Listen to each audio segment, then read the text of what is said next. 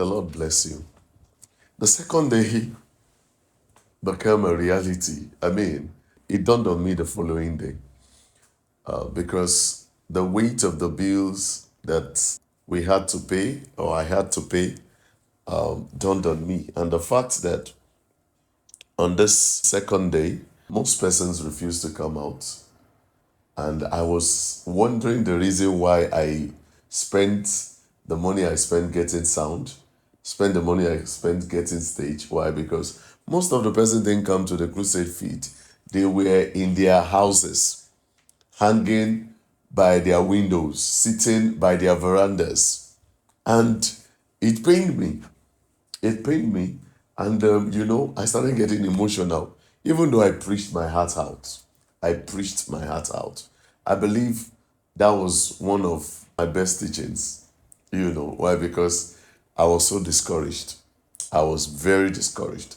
A lot of thoughts flooded my mind. Did God not send me to do this? Was I just thinking it in my head? All of those things started jumping up as an emotion.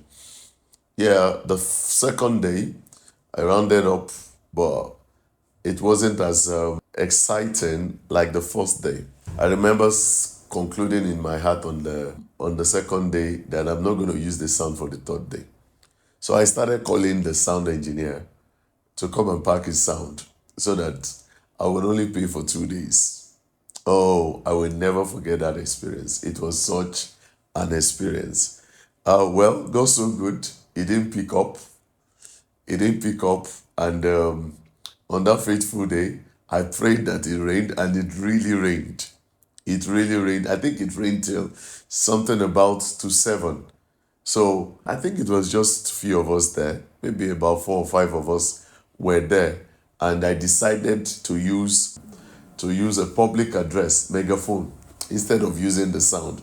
I was creating an impression that as long as I did not use the sound, I will have no need to pay for the third day because I had calculated in my head. And please note, no offering. No offering at all. So whilst I was rounding up, the burden of paying back about 210,000 was real. And remember, I was a student pastor who just raised some amount of money from family and friends and from team members. Some of them even refused to come because they didn't meet up with their pledges. So everybody ran away, save for myself, my crusade manager, and my fiancée, who is now my wife.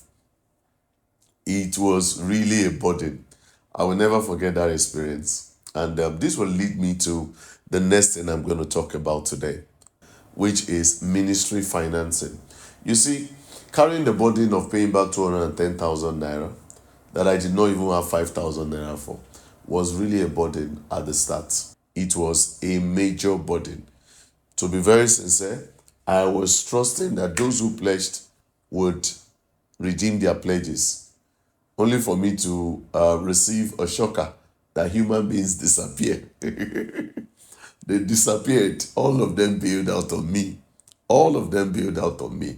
So, and like I said, I tried avoiding using the third day, but the owner of the sound refused to hear that story.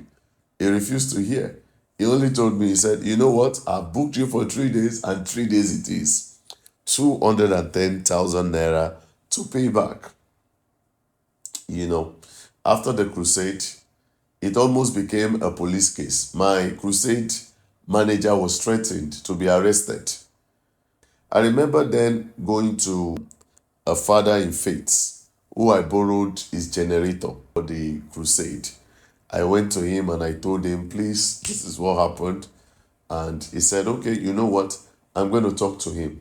So he called the man, he spoke with him, and we promised to pay back. I think we paid back the money for a period of time.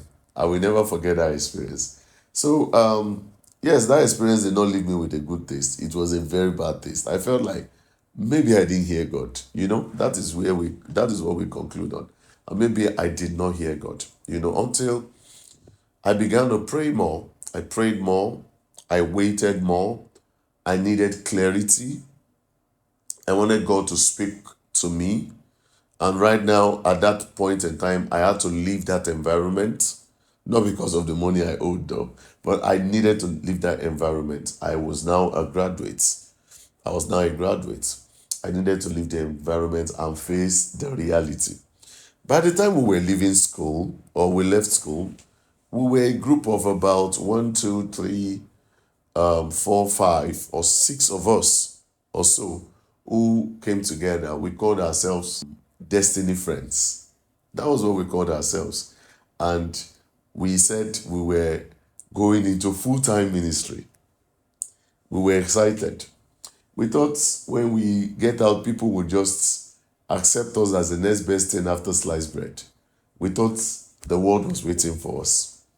Alas, what was waiting for us was bills. What was waiting for us was the reality of things. And yes, I had a proud experience, seeing what I went through in organizing my very first crusade. I started praying. I started waiting. Of course, I created a routine for myself. I did not use money as an excuse.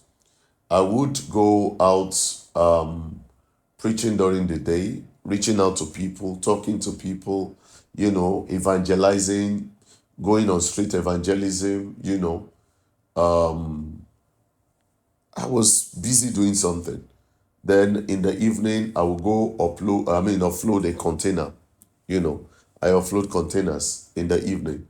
During the day, I preach. During the day, I evangelize. Then I offload the container in the evening. And on a faithful day, during my prayer session, I was praying. I just moved to a new location. The money I was making from offloading containers was not much. It wasn't much. I was doing menial jobs. I was selling gari. I started selling gari. I made sure that I exposed myself to things that would not take my time. So I started doing business so I could manage my time. My time was still mine to control. And that season was such a season in my life. I started getting invitations to preach in places, and the Lord would ask me not to take an offering. The Lord would ask me not to take an honorarium. It became a part of, the work. And it was tiring. Why? Because how do I sustain? How do I sustain? At first, I was still out of the reality. Why? Because I still got people who were caught up in the euphoria of a young man who is crazy enough to say he's doing full time, not going to take any secular job. He's just leveraging on the fact that God has called him. He's going out evangelizing. It was so crazy. It was so crazy. So crazy. And I will never forget that experience until it got to a point where I started getting advices. You need to get a job. The Lord might call you, but it might take a period of time. It might take, a lot of advices, which was not bad. It was not bad. If that's the way the Lord has said it should be, of course, I had no problem, or I would have no problem going that way. But what I heard was facing the work squarely. As a missionary, I will never forget.